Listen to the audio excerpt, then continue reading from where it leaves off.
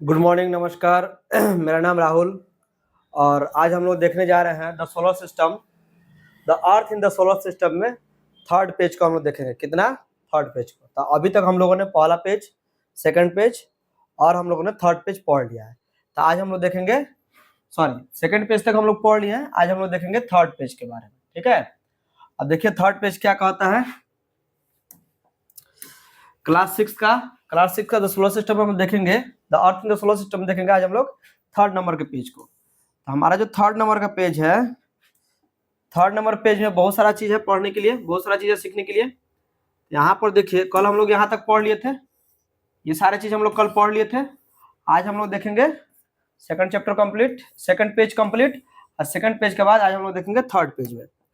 तो third page में क्या क्या है, चलिए थर्ड पेज में तो यहाँ छूटा हुआ था, लिखा है कि from the sun solar system we often call it a solar family.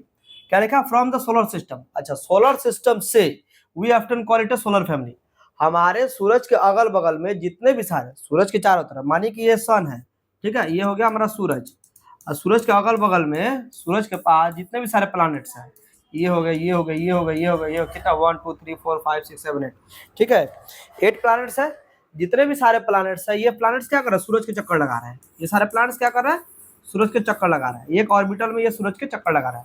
अच्छा, कि ये टोटली गोल गोल चक्कर लगा रहे हैं? नहीं, ये लगा रहे हैं अंडाकार, ठीक है, अंडाकार वेव में, ठीक है, जिस तरह अंडा होता है ना, उसी तरह की ये वेव में क्या चक्कर लगा रहा है। लेकिन गोल गोल बना दिए तो आप लोग गोल गोल मत समझिएगा, ठीक है, जिसे हम लोग ऑर्बिट कहते हैं, तो आप लोग गोल गोल मत समझिएगा। तो बीच में क्या है? सेंटर में क्या है? सूरज है। सेंटर में क्या है?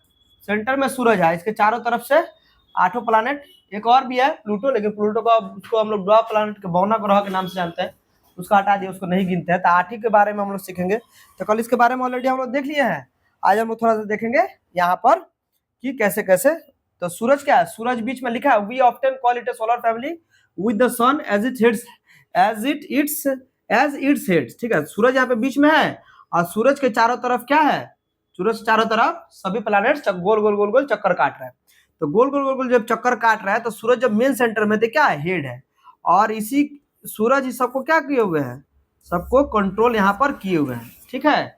और सूरज की रोशनी इसमें भी जा रहा है, सूरज की रोशनी इसमें भी, इसमें भी, इसमें भी, सब में सूरज की रोशनी जा रहा है। बस ये सारे प्लैनेट्स बहुत दूर होने के कारण, ठीक है, ये चारों प्लैनेट्स बहुत दूर होने के कारण यहाँ पर सूरज की रोशनी कम मात्रा में पहुंचता है, जिस कारण ये ठंडे ग्रहों के नाम से भी जाना जाता है। ये सब क्या? ठंडा ग्रह है, बहुत ज्यादा ठंडा है यहाँ पर। जबकि सामने वाला जो ग्रह है, सामने वाला जो प्लैनेट है, ये सभी क्या है? गर्म है। तो वही कह रहा है कि सूरज, बोले कि सूरज बीच में होने के कारण, तो सूरज को क्या माना गया? हेड माना गया। हमारे सोलर सिस्टम का सूरज को क्या माना गया है? सन को हेड माना गया। वही यहाँ पर लिखा है with the sun is head, लिखा है कि द सन। आज हम लोग किसके बारे में देखेंगे? सूरज के बारे में देखेंगे। सूरज कैसा है, क्या है, कहाँ पर स्थित है, ठीक है। चलिए एक एक करके देखते हैं। करा कि the sun is the centre of the solar system. हमारे सोलर सिस्टम का, हमारे, ठीक है, हमारे सोलर सिस्टम का हेड कौन है? 1 2 3 4 5 6 7 8, 1 2 3 4 5 6 7। हमारे सोलर सिस्टम का हेड कौन है? सूरज है। क्यों? क्योंकि सूरज कहाँ है? बीच में। सूरज कहाँ है? बीच में। इस तरह सबका सूरज कहाँ है? बीच में। इसलिए लिखा है कि the sun is the centre of the solar system. सूरज क्या है? सोलर सिस्टम का सेंटर में, इसलिए हेड माना गया। It is huge and made of extremely hot gases. अच्छा, सूरज किस चीज से बना हुआ है? Extremely hot gases. सूरज के अंदर बहुत गरम गरम क्या पाए जाते हैं? बहुत गरम गैसेस पाए जाते हैं, जिसे हम लोग न्यूक्लियर फ्यूजन कहते हैं। इसमें गरम गैसों का एकदम लगातार विस्फोट हो रहा है। तो आप बोलिएगा सर इसमें कौन कौन से गरम गैसों का इसमें से विस्फोट हो रहा है? ठीक है, हाइड्रोजन, हीलियम, नाइट्रोजन इत्यादि बहुत सारे गैसों का इसमें हमेशा न्यूक्लियर फ्यूजन हो रहा है, विस्फोट हो रहा है, भड़क रहा है, एकदम कस कस के भड़क रहा है, और वही भड़क के पूरा एकदम क्या आग बना रहा है, और उसी का गर्मी, उसी का लाइट हमारे यहाँ तक पहुंच रहा है।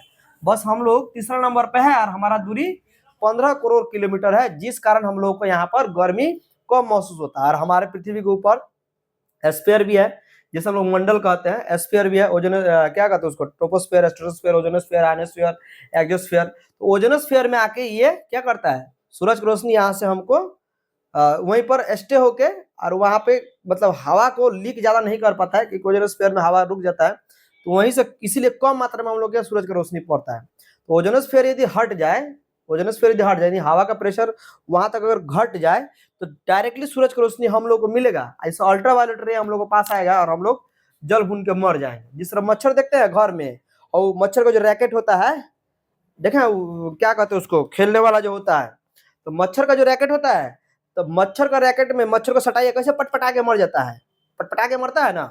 ठीक उसी तरह ओजोनोस्फीयर से यदि सारे हवा यदि हट जाए तो सूरज का रोशनी डायरेक्ट हम लोग को पृथ्वी में आएगा, जिसको अल्ट्रावायलेट रे कहते हैं, और बहुत खतरनाक उसका रोशनी होता है, और वो पूरा हीट हम लोग के शरीर में आके एकदम गिरने लगेगा, और हम लोग भी उसी तरह मच्छर की तरह पटपटा के मर जाएंगे।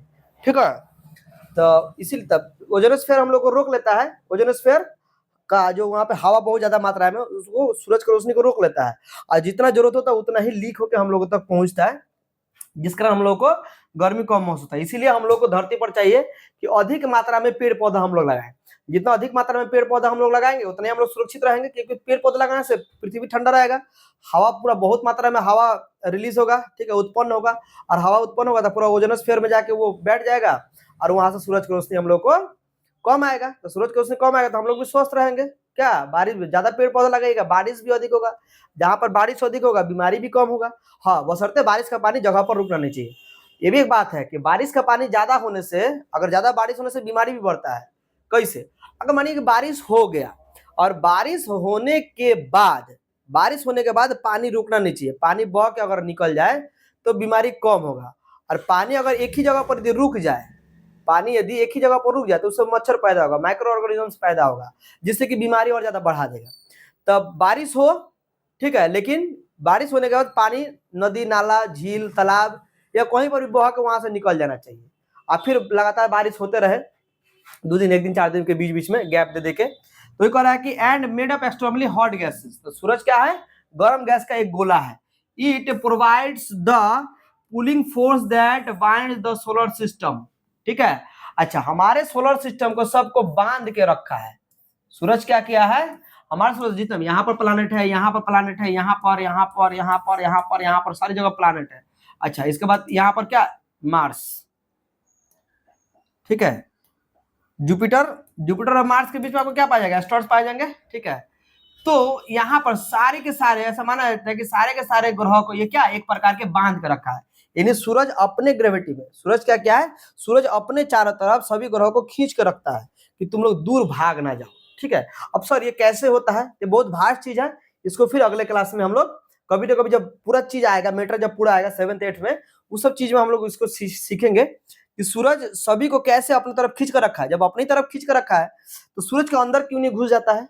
ये बहुत भारी चीज है, इसको समझाने में कम से कम 1-1.5 घंटा क्लास चाहिए। तो अभी हम लोग इसको नहीं समझ रहे हैं, अभी बस हम लोग इतना ही देख रहे हैं कि बस इतना ही जानिए कि सूरज इसी 8 प्लैनेट्स को अपने तरफ खींच कर रखा है, और इसी सूरज के चारों तरफ ये सभी प्लैनेट्स गोल गोल चक्कर काट रहा है। कितने दिन में कैसे कैसे चक्कर काट रहा है, सभी चीजें हम बता भी दिए आप लोगों को। बोलेंगे pulling force that binds the solar system. ठीक है, एक साथ सब बंधा हुआ है, सूरज के आसपास में घूम रहा है, इसलिए इसको हम लोग क्या कहते हैं? इसको हम लोग सोलर सिस्टम कहते हैं। ठीक, the sun is the ultimate source of the heat and light for the solar system. अच्छा, सूरज एक ऐसा स्टार है हमारे गैलेक्सी में सूरज एक ऐसा स्टार है जो हमारे सोलर सिस्टम का जितने भी सारे प्लैनेट्स हैं, सभी प्लैनेट्स में लगभग क्या पूरी तरीके से सभी प्लैनेट्स में, जिसमें जा रहा है तो बहुत मात्रा में, जिसमें नहीं जा रहा है कम मात्रा में, लेकिन सभी प्लैनेट्स में सूरज ही एक ऐसा जगह है जहां पर सूरज की रोशनी पहुंच रहा है। सूरज ही एक ऐसा हीट एंड लाइट के लिए, सूरज ही एक ऐसा सोर्स है, एक ऐसा स्रोत है कि सूरज की रोशनी ही सभी प्लैनेट्स में पहुंच रहा है। यदि सूरज की रोशनी सभी प्लैनेट्स में नहीं पहुंचे तो बहुत सारा प्लैनेट्स क्या रहेगा? अंधकार रहेगा। तो ये लिखा है कि the ultimate source of heat and light of the solar system, हमारे सोलर सिस्टम का लाइट और हीट के लिए एक ही सोर्स है, वो है सूरज। जैसे हमारा पृथ्वी है, हमारे पृथ्वी में दिन के समय धूप मिलता है, रोशनी मिलता है, प्रकाश मिलता है, गर्मी मिलता है। तो ये पूछे कि ये सारे आ कहां से रहा है, तो सबका सब कहां से आ रहा है? सूरज से आ रहा है। उसी तरह मरकरी में, वेनस में, मार्स में, जहां जहां हमारे सोलर सिस्टम में 8-9 प्लैनेट्स है, 8 प्लैनेट्स है, 8 प्लैनेट्स में सूरज की रोशनी जहां जहां पहुंच रहा है उसका हीट और लाइट के लिए एक ही सोर्स है, वो क्या है? सन है। इसके बाद कह रहा है कि but the tremendous heat is not felt so much by us because despite being our nearest star. ठीक है, लेकिन क्या कर रहा है? कह रहा है कि but the tremendous heat is not felt so much by us the because despite being our nearest star, ठीक है, it is far away from us. अच्छा, ऐसा क्यों नहीं होता है कि सूरज जब बहुत ज्यादा गर्मी है, सूरज में बहुत ज्यादा गर्मी है, तो हम लोग को बहुत अधिक गर्मी लगना चाहिए। अच्छा, हम लोग को गर्मी अधिक इसलिए नहीं लगता है क्योंकि हमारे पृथ्वी से सूरज का दूरी बहुत अधिक है। कितना अधिक है? हमारे पृथ्वी से सूरज का दूरी लगभग 15 करोड़ किलोमीटर है। लगभग कितना है? लगभग 15 करोड़ किलोमीटर, ठीक है। थोड़ा सा ठंडा लग गया है, पता नहीं कैसे। तो हमारे सूरज से हमारे अर्थ से सूरज का दूरी कितना? लगभग 15 करोड़ किलोमीटर है। हमारे पृथ्वी से सूरज का दूरी 15 करोड़ किलोमीटर दूर होने के कारण हम लोगों को गर्मी क्या लगता है? कम लगता है। अच्छा, और जबकि हमारे पृथ्वी के ऊपर क्या है? ओजोनोस्फीयर भी है। और ये ओजोनोस्फीयर क्या करता है? ओजोनोस्फीयर के ऊपर चारों तरफ से हवा घेरे हुआ है और ये हवा सूरज की रोशनी को ज्यादा लीक नहीं होने देता है। कम मात्रा में सूरज की रोशनी को हमारे पृथ्वी तक आने देता है, जिससे कि हम लोग सुरक्षित रह सके। इसीलिए आप लोगों से रिक्वेस्ट है कि हर साल बर्थडे में कम से कम कोशिश कीजिए। मैं तो लगाता हूँ, मेरे घर पे जाइए गाँव में, तो मेरे गाँव में जो घर के पीछे है बहुत सारा पेड़ लगा हुआ है, ठीक, आम का पेड़, लीची का पेड़, हम फल का ही पेड़ लगाए हैं, नीम का भी पेड़ है जिससे कि हवा स्वस्थ रहे, ठीक है ना। नीम के पेड़ से पता है क्या होता है? नीम क्या होता है? नीम थोड़ा सा कड़क टाइप का होता है, नीम का पत्ता होता है वो थोड़ा सा कड़क टाइप का होता है, ठीक है ना। और नीम के पत्ता से बहुत सारा बीमारी भी दूर रहता है। नीम का पेड़ का जब हवा चलता है तो उससे बहुत सारा बीमारी भी दूर रहता है। इसलिए हम अपने घर में 2 नीम का पेड़ भी लगा के रखे हैं, और सारा तो फल का पेड़ है ही। तो आप लोग भी क्या कीजिए, अपने घर के आसपास में जहां पर भी जगह खाली दिखे, रोड में कहीं पर भी कम से कम कोशिश कीजिए कि हर साल एक पेड़ लगाने के लिए, चाहे अपने घर पे जितना सदस्य है उसके हिसाब से एक पेड़ हर साल लगाइए अपने बर्थडे पर। इससे क्या होगा? हमारे चारों तरफ वातावरण में साफ सुथरा हवादार, ठीक है, और बारिश भी बहुत ज्यादा अच्छा होगा, मौसम पूरा ठंडा रहेगा। इससे क्या हम लोग का ही शरीर स्वस्थ रहेगा, हम लोग का शरीर स्वस्थ रहेगा। आपको एक बात जानकर आश्चर्य होना चाहिए कि यदि इस पृथ्वी पर हम लोग यदि ना भी रहे, इस पृथ्वी पर हम लोग यदि नहीं भी रहे, ठीक है ना, जंतु जानवर यदि नहीं भी रहे, तब भी इस यूनिवर्स को कोई फर्क नहीं पड़ने वाला, इस धरती को कोई फर्क नहीं पड़ने वाला। नदी, झील, तालाब, पहाड़, पेड़ पौधे, हवा, वायु, गैस, जितने प्रकार की चीजें हैं, हम लोग और जंतु जानवर यदि नहीं भी रहे तो इस पृथ्वी को कोई फर्क नहीं पड़ने वाला। लेकिन इस पृथ्वी पर नदी, झील, झरने, पहाड़, ठीक है, बर्फ, हवा, ऑक्सीजन, गैसेस, जितनी प्रकार की चीजें जो हम लोग के लिए जरूरतमंद है, ये सारी चीजें अगर ना रहे तो हम लोग को फर्क पड़ेगा, हम लोग मर जाएंगे, इस धरती पर नहीं रहेंगे, नहीं रह पाएंगे, एक अच्छा जीवन हम लोग नहीं जी पाएंगे। आ रही बात समझ में ना? एक अच्छा जीवन हम लोग नहीं जी पाएंगे। इसीलिए हम लोगों को चाहिए कि हम लोग यदि अच्छे तरीके से रहना है तो नदी, झील, तालाब, ठीक है, समंदर, पहाड़, इन सभी चीजों को पेड़ पौधे लगाएं अधिक से अधिक, और सबको हम लोग सुरक्षा प्रदान करें, ठीक है। जितना अधिक से अधिक हम लोग सुरक्षा प्रदान करेंगे उससे उतना ही अच्छा हम लोग का जीवन होगा, रोग से हम लोग दूर रहेंगे, बीमारी नहीं आएगा, मौसम साफ रहेगा, हवादार मौसम रहेगा, हम लोग स्वस्थ रहेंगे, है कि नहीं, डॉक्टर के पास नहीं जाना पड़ेगा, पैसा कम खर्चा होगा, ये इत्यादि सारी चीजें। इसलिए पेड़ लगाना बहुत ज्यादा महत्वपूर्ण है हमारे जीवन में। तो क्या कर रहा है? तो इसलिए क्या, नियर से स्टार, ठीक है ना। तो हमारे नजदीक का तारा तो सूरज है, लेकिन सूरज हम लोग से क्या बहुत ज्यादा दूर है, जिस कारण हम लोग को गर्मी बहुत कम मिलता है। It is far away from us, the sun is the about 150 kilometre away from the earth। यदि आपसे पूछे 50 मिलियन किलोमीटर, यदि आपसे पूछे कि कितना किलोमीटर का दूर है, तो हमारे यहाँ से, हमारे अर्थ से सूरज की दूरी 150 मिलियन किलोमीटर क्या है? दूर है, ठीक है। आगे समझ में, थोड़ा सा और हम लोग आगे बढ़ते हैं। देखिए आगे क्या लिखा रहा है, आगे लिखा है यहाँ पर प्लैनेट, आगे क्या लिखा है? आगे लिखा है यहाँ पर प्लैनेट्स, ठीक। अब ये प्लैनेट्स क्या कर रहा है? रुके, थोड़ा सा पानी पी लेते हैं।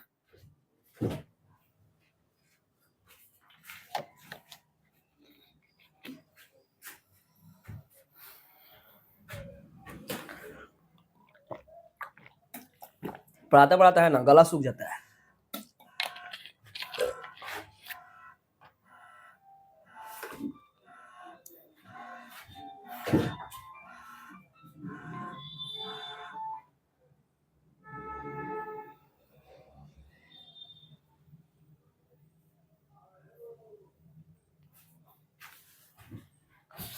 चलिए, अगर थोड़ा सा ये हो तो स्किप कर दीजिएगा, थोड़ा सा भगा दीजिएगा, ठीक है ना, थोड़ा सा भगा के देखिएगा।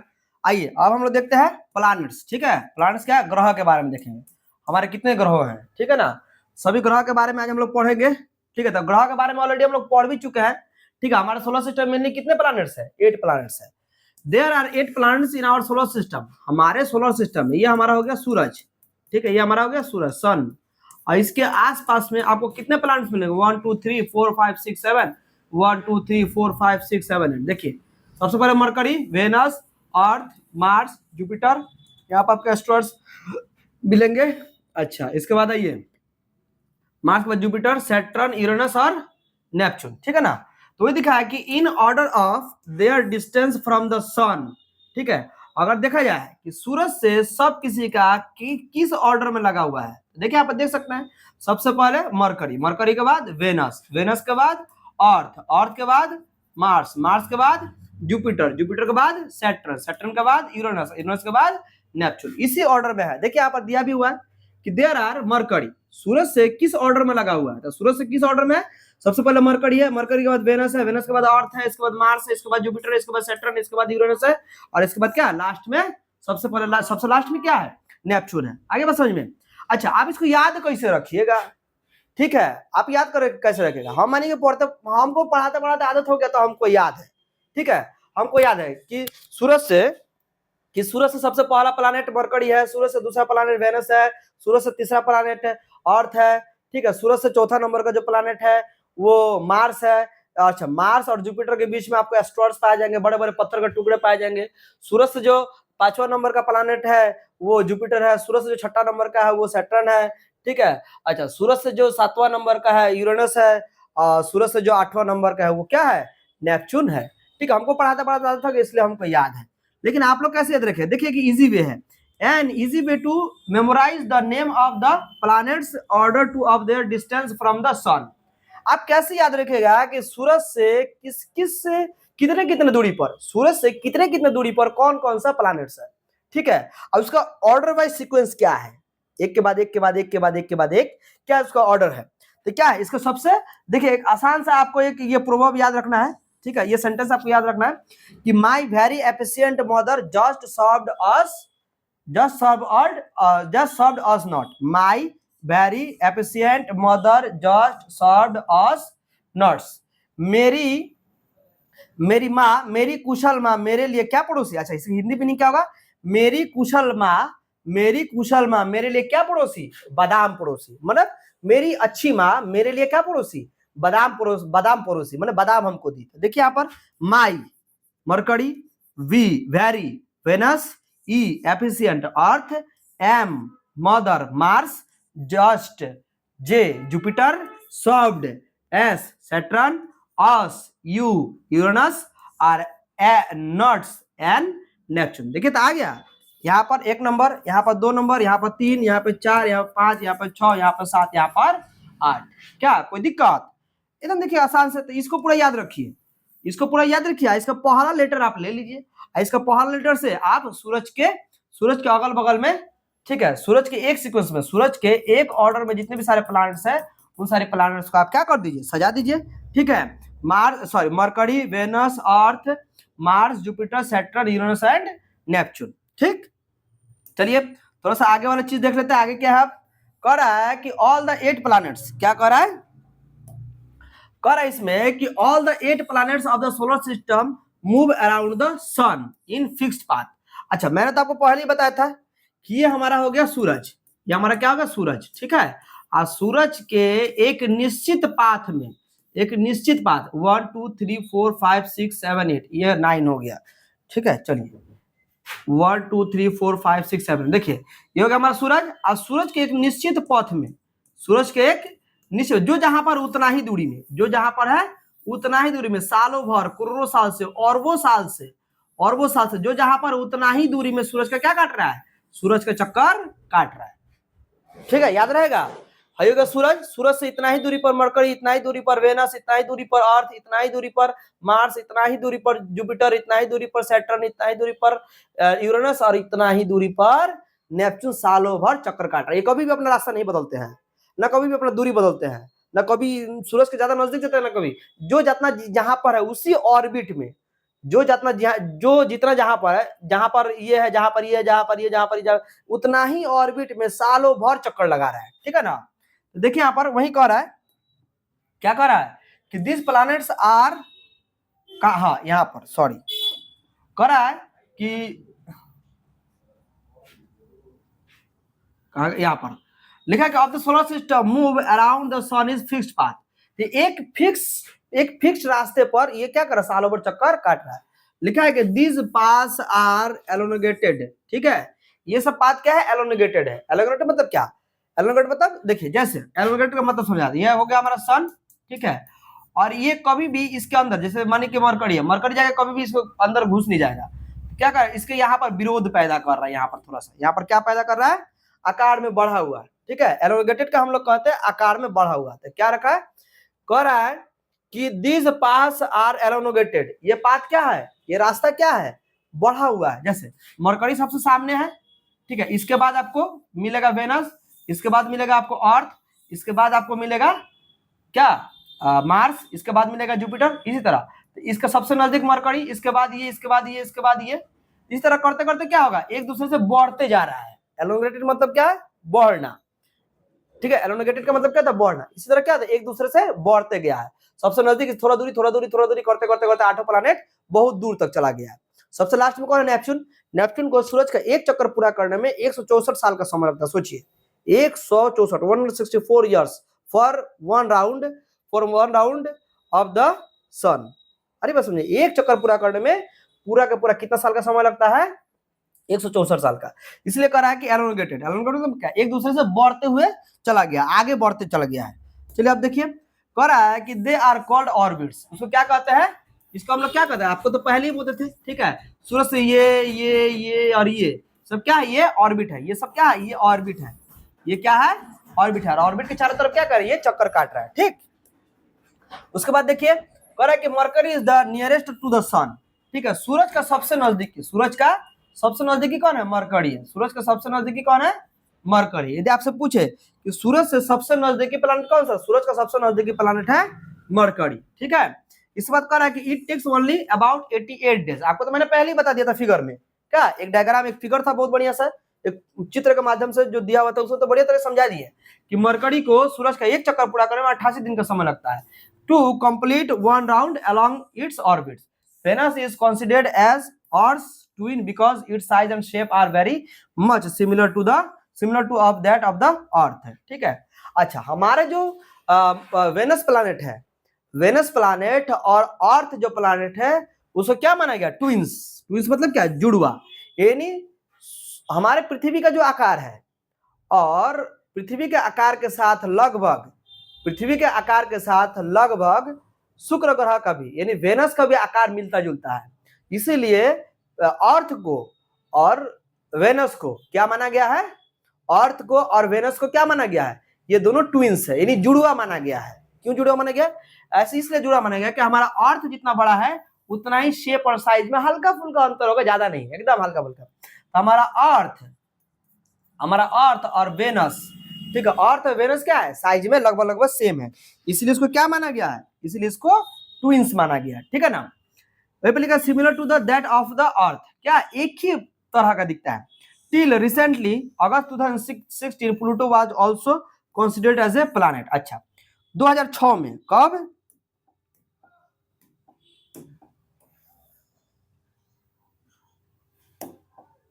चलिए देखिएगा, कह रहा है कि till recently August 2006 Pluto was also considered as a planet, however in a meeting of the International Astronomical Union, a decision was taken that Pluto, like other celestial objects, Ceres 2003 UV 313 discovered in recent past may be called dwarf planet। मैंने तो पहले ही बताया था क्या कि 2006 के बाद से, कब से, अगस्त 2006 के बाद से प्लूटो ग्रह को गिनना बंद कर दिया गया है। क्यों, क्योंकि हमारे सूरज से बहुत ज्यादा दूर है, और दूर होने के बाद भी वो बहुत छोटा ग्रह है, बहुत छोटा प्लैनेट है, और बहुत ठंडा भी प्लैनेट है।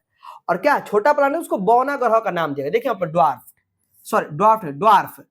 मींस क्या होता है, बौना। ड्वार्फ मींस क्या होता है, इसको बौना ग्रह का नाम दिया गया, छोटा ग्रह, इसलिए इसको गिनना बंद कर दिया गया। लेकिन ऐसी बात तो नहीं कि इसको गिनना बंद कर दिया तो वहां से गायब हो गया, नहीं। प्लूटो जहां पर है अभी भी वहां पर है, लेकिन उसको अब उसको अब प्लैनेट के रूप में हम लोग नहीं गिनते हैं। We not account from a planet, उसको हम लोग प्लानेट के रूप में नहीं गिनते, उसको हम लोग बस ऐसे ही मतलब छोड़ दिए हैं कि चलो भाई तुम जहां पर वहीं पर हो, लेकिन तुमको हम लोग एक ग्रह के रूप में नहीं गिनेंगे, क्योंकि तुम बहुत छोटा भी हो और हम लोग से बहुत दूर भी हो और तुम्हारा उतना कोई इंपॉर्टेंस भी नहीं है, इसीलिए उसको क्या बहुत दूर होने के कारण उसको बौना ग्रह रखा गया। ठीक है, अच्छा ये कब खोजा Suresh? 2003 UB33 discovered in the recent past may be called Doppler's. इसको जब खोजा गया था, इसको जब खोजा गया था उसी समय से ये क्या था, एक बौना ग्रह था और बहुत ही एक छोटा ग्रह था।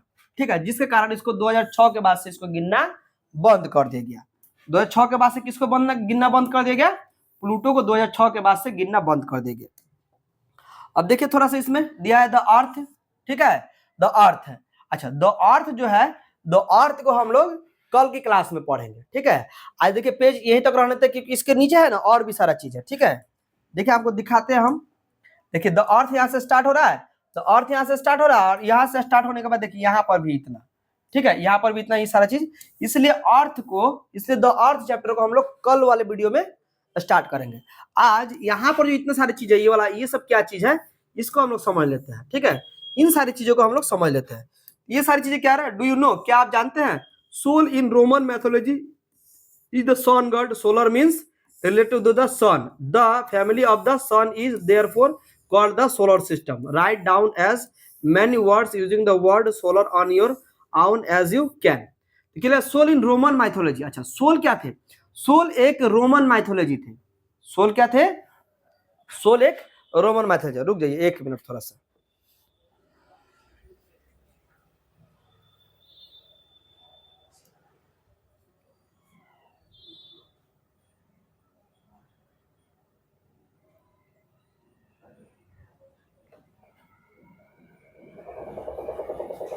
चलिए देखिए यहाँ पर, तो Sol in Roman mythology is the sun god. अच्छा रोमन माइथोलॉजी में, रोमन पौराणिक कथाओं में, माइथोलॉजी में क्या होता है? पौराणिक कथा। माइथोलॉजी में क्या होता है? माइथोलॉजी को होता है हम लोग पौराणिक कथा। पौराणिक कथाओं में ठीक है, पौराणिक कथाओं में सूरज को सन गॉड का यानी सोल, ठीक है, Sol in the mythology is the sun god नाम दिया गया था। ठीक है, सूरज भगवान नाम दिया गया था। उसी के बाद में solar means related to the sun, और उसी के बाद में क्या गया, सूरज से ये रिलेटेड था, इसलिए इसको सन गॉड नाम दिया गया। किसमें? रोमन माइथोलॉजी में, यानी रोमन पौराणिक कथा में। The family of the sun is therefore called the solar system. अच्छा सूरज के चारों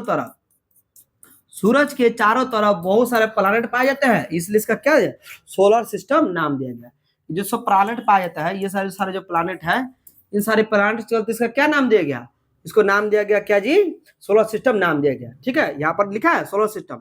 सूरज के चारों तरफ जितने भी सारे प्लैनेट्स पाए जाते हैं, इसलिए इसका नाम दिया गया solar system. Write down as many words using the word solar on your own as you can.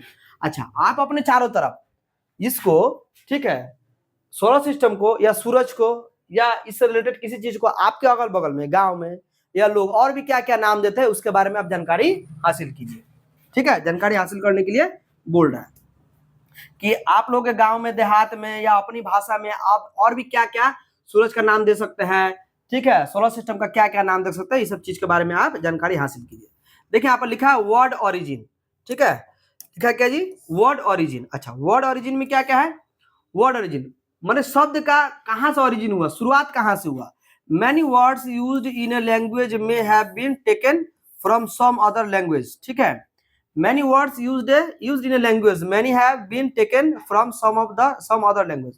अच्छा geography for example is an English word. It has its origin in Greek, which relates to the description of the earth. It is made of two Greek words, g meaning earth and graphia meaning writing. कह रहा है कि many words used in a language may have been taken from some other language. अच्छा अलग अलग भाषा में अलग अलग प्रकार के जाना जाता है, अलग अलग भाषाओं में अलग अलग प्रकार के जाना जाता है जियोग्राफी को। ठीक है, लेकिन यहाँ पर दिया हुआ है कि जियोग्राफी, अच्छा जियोग्राफी को यहाँ पर क्या चीज के नाम से जानेंगे? From example is an English word में it has its origin in the Greek भाषा में। ठीक है, ग्रीक भाषा में ये आया सबसे पहले जियोग्राफी को। ठीक है, ग्रीक देश में, which related to the description the of the earth. It's made of two Greek words ge meaning earth, ठीक है। तो ग्रीक भाषा में जी को जीई, ग्रीक भाषा में जी को क्या कहा जाता है? जी का मीनिंग होता है पृथ्वी। ग्रीक भाषा में जी का मीनिंग क्या होता है? पृथ्वी होता है, यानी अर्थ होता है। And the graphia meaning writing found more about the earth. और ग्राफिया का मतलब ग्रीक भाषा में देखिए, हम लोग पढ़ते हैं ना जियोग्राफी, इसे जीग्राफिया बोला गया, ठीक है, जीग्राफिया बोला गया।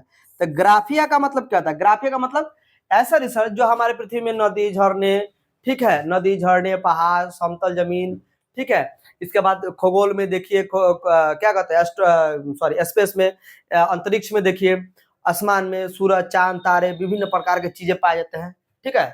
उन सारी विभिन्न प्रकार की चीजों को जब हम लोग इन राइटिंग करते हैं, कि कहीं पर एक नोट्स बनाते हैं, उसे हम लोग कहते हैं graphia. Find out more about the earth, ठीक है। अर्थ के बारे में और भी कुछ चीज यहाँ पर देखिए दिया हुआ है। जियो यानी जी, लॉजी, देखिए यहाँ पर जियोलॉजी क्या है जी? जियोलॉजी, उसे लॉजिया बोलते हैं। जियोलॉजी स्टडी ऑफ द अर्थ। कभी भी अगर जियोलॉजी शब्द आप देखिए, जियोलॉजी का मतलब क्या होता है? स्टडी ऑफ द अर्थ, यानी पृथ्वी के बारे में अध्ययन करना, पृथ्वी के बारे में पढ़ना। इसके बाद देखिए जियोमेट्री मतलब, अच्छा, हम लोग जो बॉक्स यूज करते हैं जियोमेट्री का, जिसमें हम लोग का क्या रहता है? प्रोटेक्टर रहता है, कंपास रहता है, पेंसिल वगैरह रहता है, उसमें भरा हुआ रहता है, जिसको हिंदी में कहते हैं चांद, ठीक है, परकाल, ठीक है, वही सारा चीज जो भरा हुआ रहता है जियोमेट्री, उसी बॉक्स में क्या नापने वाला सामान, उसको हम लोग जियोमेट्री बॉक्स भी कहते हैं।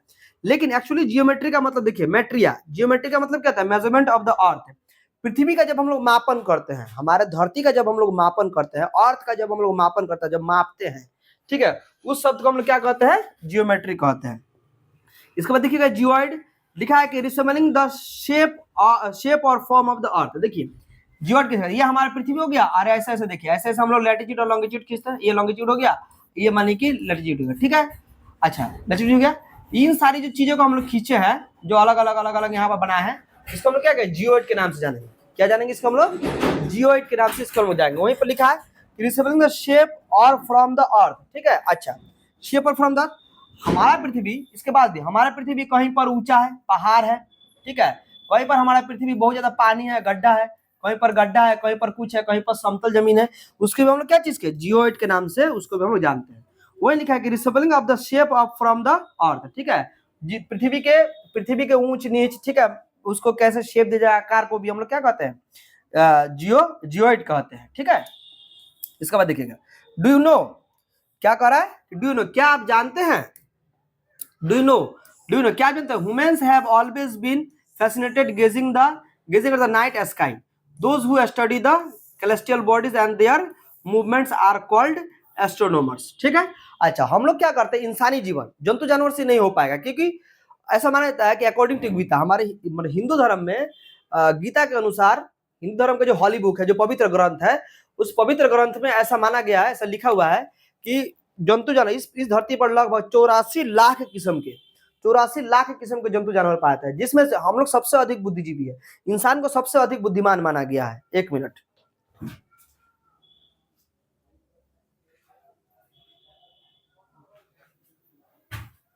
चलिए, तो 84 लाख जंतु जानवर में इंसान को क्या माना गया है? इंसान को सबसे अधिक बुद्धिजीवी माना गया है, ठीक है। तो वही कह रहा है कि हम लोग क्या करते हैं ना, हम लोग पृथ्वी में रहकर प्रत्येक दिन, या तो दिन में या अधिकतर रात में, जब हम लोग रात में आसमान की तरफ देखते हैं, तो हम लोग को बहुत सारे चांद, तारे, ठीक है, जब पावरफुल हम लोग टेलीस्कोप मशीन से इस तरह झांक के देखते हैं आसमान में, आसमान जब ताकते हैं, तो आसमान की तरफ हम लोग को क्या दिखाई देता है? आसमान में हम लोगों को दिखाई देता है क्या क्या चीजें? प्लैनेट सारे दिखाई देते हैं। जब पावरफुल टेलीस्कोप मशीन से देखेगा, आपको बहुत सारे प्लैनेट्स दिखाई देंगे, ठीक है ना। जो प्लैनेट्स हम लोग अपनी खुली आंखों से नहीं देख पाते हैं, वो सारे प्लैनेट्स को आप क्या चीज से देख सकते हैं? पावरफुल टेलीस्कोप मशीन से देख सकते हैं। इसके बाद बहुत सारे स्टार्स को, बहुत सारी चीजों को, ठीक है, एस्ट्रॉइड्स, मेट्रॉइड्स, सारे एस्ट्रॉइड्स को आप देख सकते हैं, पत्थर के टुकड़ा को पावरफुल टेलीस्कोप मशीन से देख सकते हैं। तो वही कह रहा है कि बहुत साल पहले और अभी भी, बहुत साल पहले से, पिछला बहुत साल पहले से और अभी भी हमारे आसमान में जितने भी सारे, मतलब चांद, तारे, सूरज, ग्रह, जितने भी सारे देखे जाते हैं, उन सारी चीजों का खोज होना शुरू हो गया था, ठीक है ना। इसके बाद क्या किया हम लोग? आसमान में सब चीजों को हम लोग देखने लगे। देखते देखते ऐसा हुआ कि उनके बारे में हम लोग जानकारी हासिल करने लगे। और जब उनके बारे में उन सारी कैलेस्ट्रियल बॉडीज, यानी उन सारी कैलेस्ट्रियल बॉडी, कैलेस्ट्रियल मतलब खगोलीय पिंड, कैलेस्ट्रियल बॉडीज मतलब खगोलीय पिंड यानी आकाशीय पिंड, आसमान में पाए जाने वाले जो वस्तु होते हैं उसे कैलेस्ट्रियल बॉडीज कहते हैं। ठीक है, उन सारी चीजों को हम लोग क्या करने लगे, अध्ययन करने लगे, तो उसको क्या कहा जाता है, एस्ट्रोनॉमर कहा जाता है। अच्छा, अगर आपसे पूछे कि एस्ट्रोनॉमर, हमारे भारत के सबसे अच्छे एस्ट्रोनॉमर, तो Aryabhata was a famous astronomer of the ancient time. ठीक है, प्राचीन जमाने में, हमारे भारत में प्राचीन जमाने में सबसे फेमस, सबसे नामचिन्ह, सबसे मतलब बहुत सारी चीजों को इन्होंने खोज, जीरो का खोज इन्होंने किया। ठीक है, पृथ्वी चक्कर काट रहा है सूरज का, इन्होंने बताया। ठीक है, पृथ्वी अपनी जगह पर घूम रहा है, इन्होंने भी बताया। नक्षत्र, बहुत सारी चीजों के बारे में इन्होंने भी बताया। तो आर्यभट्ट क्या थे, आर्यभट्ट बहुत अच्छे एक एस्ट्रोनॉमर थे एनएसए, प्राचीन जमाने में, पुराने जमाने में भारत का। He said that the moon and the planets shine due to the reflect sunlight. देखिए, आर्यभट्ट वो सबसे पहला व्यक्ति थे जिन्होंने ये भी बता दिया कि यहाँ पर मानिए सूरज है और यहाँ पर मानिए पृथ्वी है और ये हो गया चांद, चांद पृथ्वी का चक्कर काट रहा है और पृथ्वी और चांद मिलकर दोनों सूरज का चक्कर काट रहा है। ये हो गया सन, ये सूरज हो गया, और सूरज का रोशनी किस में जा रहा है, सूरज की रोशनी में जा रहा है, ये रिफ्लेक्ट होकर रात को यहाँ पर भी लाइट देता है। तो आर्यभट्ट वो सबसे पहला व्यक्ति है जिन्होंने ये बताया कि रात के समय सूरज की रोशनी पहले चांद में जाकर टकराता है और चांद में जाकर टकराने के बाद ये लाइट को रिफ्लेक्ट करके पृथ्वी को भेज देता है, जिस कारण रात के समय भी हम लोग को क्या मिलता है, रोशनी हम लोग को मिलते रहता है। देखा sunlight, today astronomers all over the world are busy exploring the universe. आज के जमाने में जितने भी सारे वैज्ञानिक हैं जो एस्ट्रोनॉमर है और नहीं तो जो क्या आकाशीय पिंड कैलेस्ट्रियल बॉडी के बारे में जो खोज कर रहे हैं, वो लोग भरपूर मात्रा में, पूरी मात्रा में वो लोग लगे हुए हैं ताकि वो लोग क्या कर पाए, हमारे यूनिवर्स के बारे में और अधिक से अधिक जानकारी हासिल कर सके, हमारे यूनिवर्स के बारे में और अधिक से अधिक जानकारी हासिल कर सके। ठीक है ना, तो अधिक से अधिक जानकारी हासिल करने के लिए वो लोग क्या कर रहे हैं, और बहुत अधिक मात्रा में वो लोग स्टडी कर रहे हैं, खोज कर रहे हैं, बड़े बड़े टेलीस्कोप मशीन का यूज कर रहे हैं, और हमारे आकाशीय पिंड कितने, कौन कौन, क्या क्या, कहाँ सारे चीज है, और भी हमारे पृथ्वी की तरह और भी कहीं पर ऐसा पृथ्वी है कि नहीं जहाँ पर जीवन पाया था, इन सारी चीजों के बारे में और भी खोज किया जा रहा है। तो देखिए आज हम लोग का लगभग 3rd पेज, ये वाला कल पढ़ा देंगे। आज लगभग यहाँ तक हम लोग पढ़े और ये वाला पूरा कंप्लीट कर चुके हैं।